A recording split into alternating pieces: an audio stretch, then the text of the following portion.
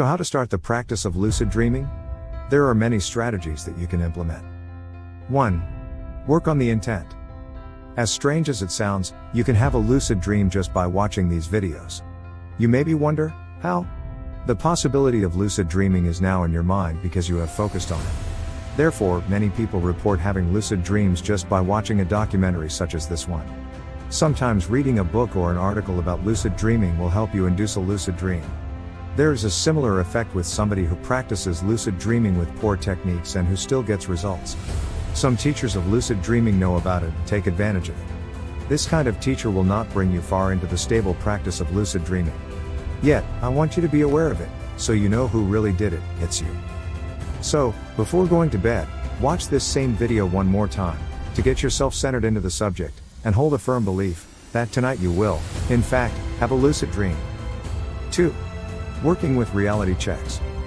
This is a simple technique to implement.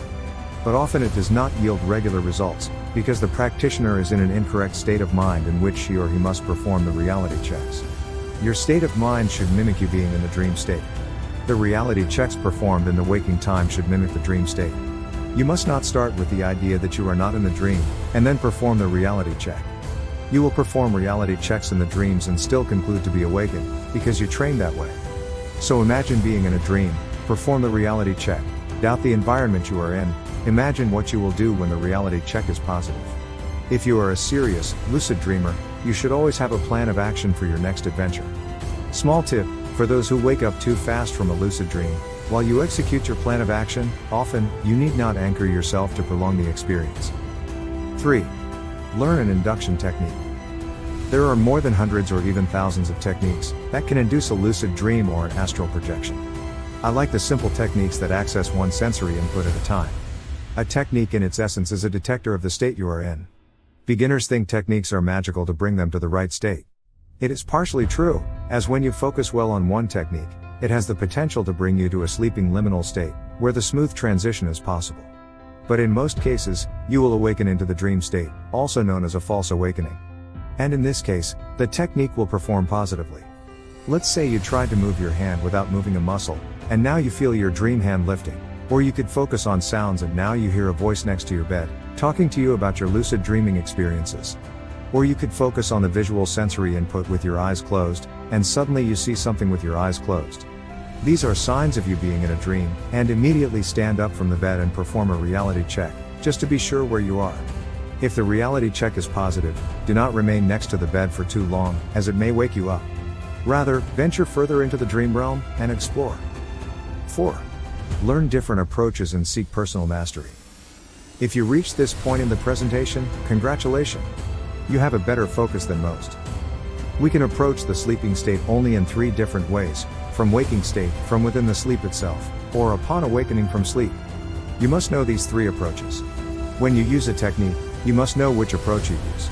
The approach that consists to shift from waking to sleeping state is the most challenging. First, not all sleeping cycles begin with a REM period. So you could spend your efforts at the wrong period of the day or night, while your body wants to send you to a deep dreamless state for a rejuvenating sleep. Second, even if you are in a good timing zone thanks to the waking back to bed technique, the direct approach, also known as the wild approach, will still present plenty of other difficulties that a novice cannot deal with. It is much simpler to use the moment of awakening from sleep where all the bodily and mental states are right for the practice, rather than trying to achieve these states upon falling asleep. Performing techniques upon awakening approach will be much easier. The approach from within the dream state represents 50% of the practice. If you practice other approaches, you will count 50% of your success with the spontaneous realizations of the dream state. But if you do not practice any other approach regularly, your spontaneous occurrences will decrease as well in numbers. Interesting, right? Guys, how do you like this kind of presentation? Would you like to see more of this with richer content and information about lucid dreaming and astral projection, or how I like to call it, the shift? Consider subscribing to this channel to support the presence of this knowledge. And do not worry, we only issue a couple of videos a day at maximum, so you will have time to relax with other channels while waiting for our channel to kick in. Check out the courses if you would like to get some coaching and get faster results with lucid dreaming and/or astral projection.